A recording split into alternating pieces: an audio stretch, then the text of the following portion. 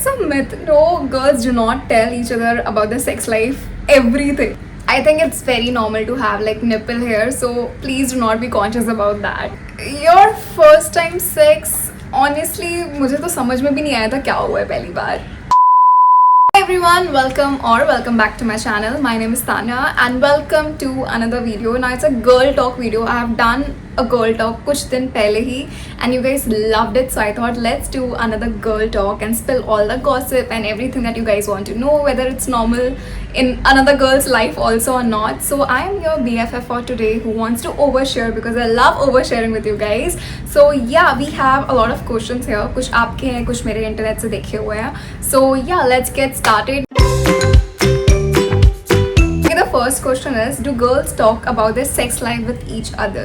I mean, ये किसी बंदे का पूछा हुआ है and I can vouch for it कि ऐसा नहीं होता यार कि हम लोग बस बैठे हो, हाँ यार बता तूने लास्ट सेक्स कब करा या फिर तेरी लाइफ में कैसा चल रहा है. No, this is not how we talk. Maybe that's how guys talk, but girls do not talk this way. In fact, I think the only time we talk about sex is once we are teasing someone, either जो बहुत rare होता है या फिर we actually want to discuss something related to health problem या ऐसा कुछ, then we talk about sex life या कुछ problem चल रही हो sex वगैरह life में तब. I do not think girls talk about their sex life ऐसे openly. If there is a conversation, that's another thing, but no, we do not. Plus, I do not think I share a lot about my sex life with any of my friends, even like the closest of friends. थोड़ा बहुत कभी बात हुआ हो तो हुआ हो, but no, we do not talk about each other's sex life, and I think that's something very private and you should keep to yourself, not like me जो आके 100 लोगों को बता दे on YouTube. But yeah, that's private stuff and girls do not talk about it with each other 24/7. No, we don't. No, we do not. How to deal with toxic friends? Oh my god, I think as a girl you will come across so many toxic people in your life who will be closest circle, and then you just do not know how to say bye to them because you were so attached to them, and then you're like मैंने इतनी सारी memories रही हैं उनके साथ, तो यार मैं कैसे ये end करूँ. But I think at some point you need to realize कि यार अभी बहुत हो गया, अभी ये ख़त्म ही करना पड़ेगा वरना ये आपकी mental health और आपको बहुत affect करेगा. So how to deal with toxic friends? Just cut them off. I know it's not as simple as I say it. Trust me, I had a toxic friend in class 9th. She told me to choose between me, like her and one of my current best friends जो उस time पे थी. So like एक को मैं 2 साल से जानती थी, एक को मैं 6 साल से जानती थी, and she told me to choose. I think that's not how it works. So I chose the person who did not ask me to choose anyone. So I think that's how I just dealt with it. I just said bye, sorry, fuck off from my life. I do not want you. Because यार पता है क्या होता है? And currently like we were a group of 6-7 girls and उस बंदी की अभी किसी से बात नहीं होती है.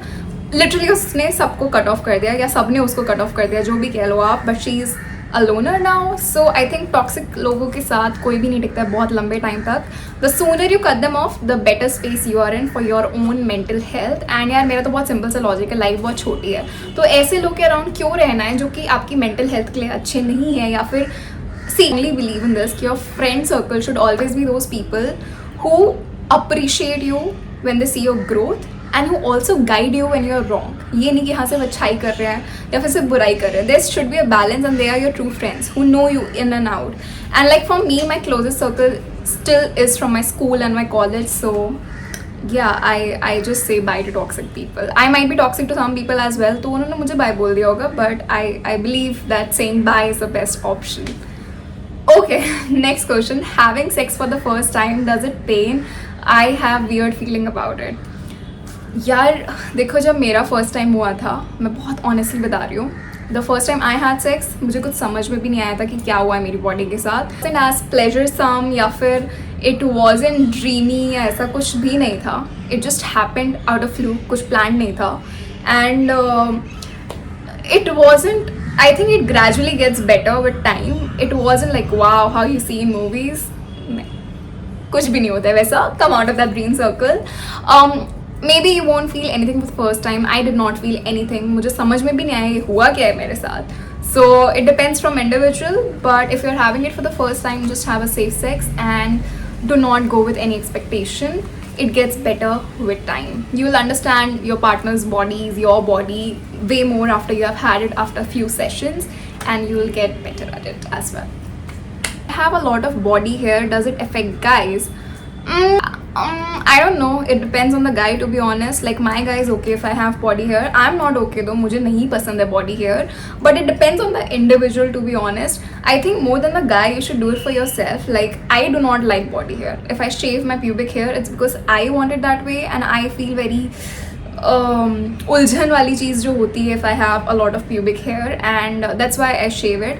So it depends upon you if you want to do it, and don't think about the guy, because if the guy really likes you, and guys do not care as much as we like to think कि guys care, pussy पे बाल हो, underarm से बाल हो या नहीं, guys do not care, trust me.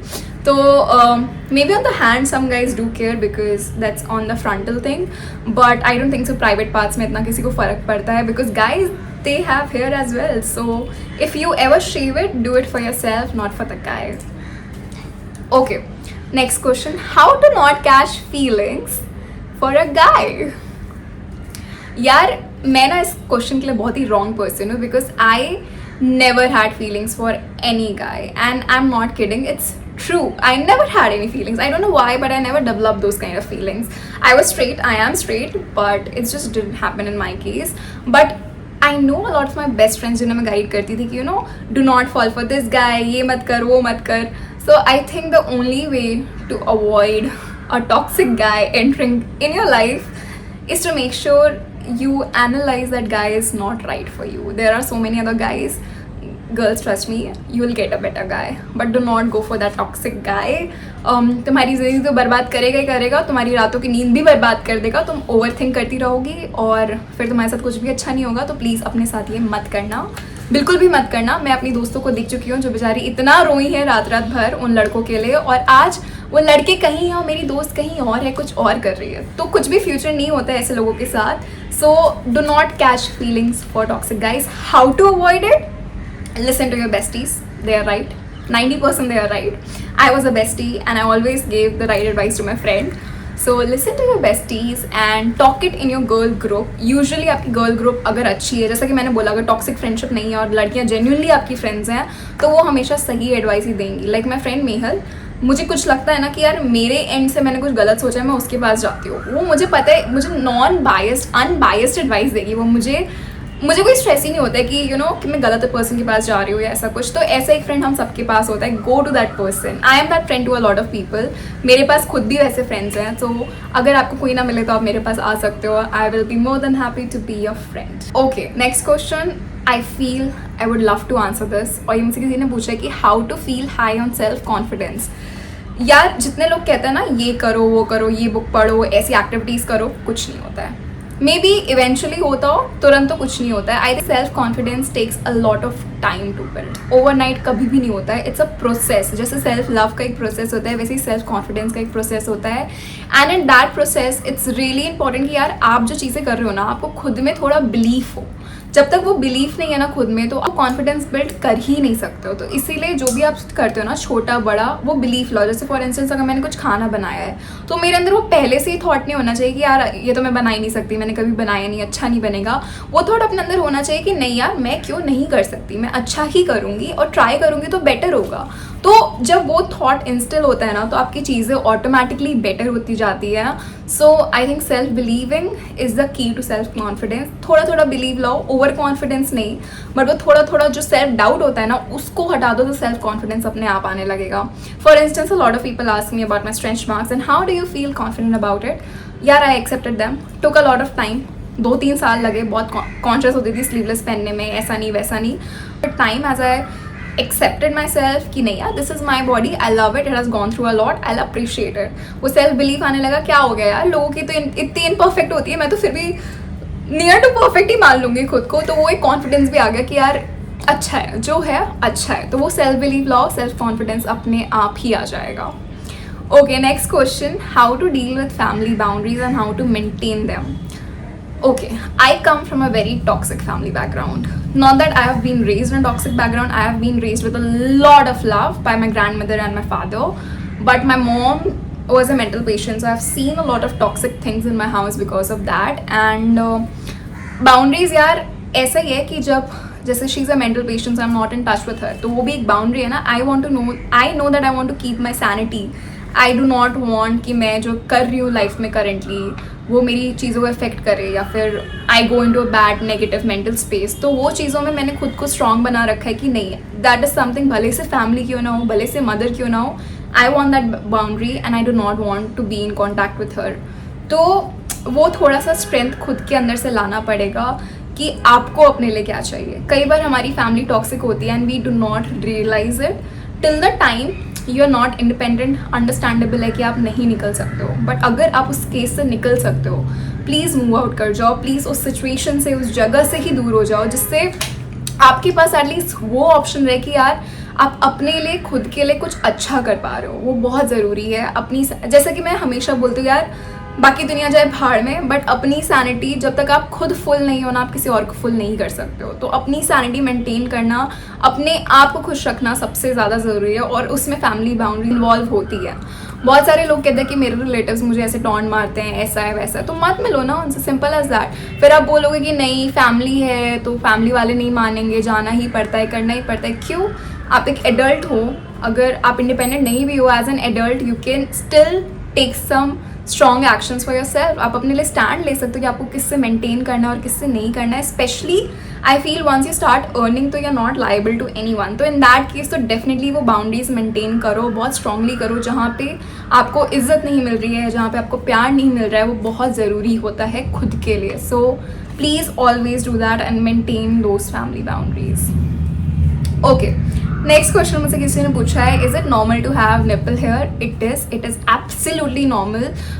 I have like one tiny hair on one of my nipples which is okay. I remove it, I shave it, तो वो 4 महीने में एक बार आता है। But yes, women do have hair, women are hairy creatures, and in general like human beings are hairy creatures, men women beat anything, and women की private parts पे definitely बाल आते हैं, normal चीज़ है। किसी के शायद से 1 आए, किसी के शायद से 10 आए, but आते हैं, and it's absolutely normal to have hair on your nipple. If you are not comfortable with that, again अगर आप खुद के लिए करना चाहते हो तो you can always pluck it out, painful होगा, या फिर शेव कर लो, वो पेनफुल नहीं होगा। तो depends upon you what you want for yourself, but there are options and you can do it. अभी भी ये मत सोचना कि मेरे ऐसा कुछ है तो बाकी लोग की बॉडीज़ में इतनी परफेक्ट दिखती हैं ऑनलाइन, या अगर आपने पॉर्न देखा तो पॉर्न में इतना परफेक्ट दिखता है। Everything is fake, so believe in like real bodies and real women you see, and when they tell you something, believe it. So when I say women have nipple hair, believe me, I am a real women, I am not someone who has everything perfect. So I know that it happens, but if you're not comfortable, you always have an option to get rid of anything you want. Okay, last question for this video, how to deal with anxiety. यार ये तो बड़ा ही complex question है, and the reason why it's complex is because you know हर इंसान के anxiety के फेसेस बहुत अलग होते हैं। कुछ लोगों को स्टेज एंग्जाइटी होती है, कुछ को नॉर्मल छोटी छोटी चीज़ों से जाती है, किसी को बड़ी चीज़ से होती है। तो यार एंग्शियस होना और एंग्जाइटी बहुत पर्सनल है हर इंसान के लिए। फॉर इंस्टेंस मैं आपको अपना केस ही दूंगी, मैं किसी और के ऊपर नहीं जाऊंगी, बिकॉज मैं किसी एंग्जाइटी के ऊपर कैसे कमेंट करूँ कि आप उसको कैसे डील कर सकते हो। यार हर इंसान का अपना है। But I tell you the moment I lost my grandmother, I use to be very anxious, कि मुझे लगता था मेरे साथ कुछ सही नहीं हो रहा है, हर चीज़ गड़बड़ हो रही है। I use to cry so much for like hours and hours, and I think the only thing that helped me, no self care books helped me, ऐसा कुछ नहीं था, मुझे किसी मूवी से कुछ इंस्पिरेशन नहीं मिला। The only thing that helped me was actually talking out to real people, my friends। मैं literally उन्हें कॉल करके 2-2 घंटा पकाती थी, and they listened to me. So having someone who listens to you, where you can just vent out and they are there to just listen, not to complain, not to advise anything, but just listen. I think when you're going through anxiety या फिर depression वाले phases, you just want someone to hear you and be there for you. So surround yourself with people who are there for you and you will be good to go. आप अपनी anxiety को धीरे धीरे फिर doing things that you like doing, जैसे मुझे उस time पे I was the cultural secretary in my college when I lost my दादी, and I liked doing things for my college, तो मैंने वहाँ पे अपना ध्यान भटकाया। तो ऐसे एक एक्टिविटी पकड़ो जिसमें आप इन्वॉल्व हो सको, and surround yourself with good people. That is the best solution to everything and anything. So yeah, that's it for today's video. I hope you guys liked it. This was the girl talk, and I'll be back with another juicy girl talk video. If you did like it, do not forget to like, share, comment and subscribe. Also the bell icon so that you never miss a video from me. I'll see you super soon again with a new video. Until then, bye, take care.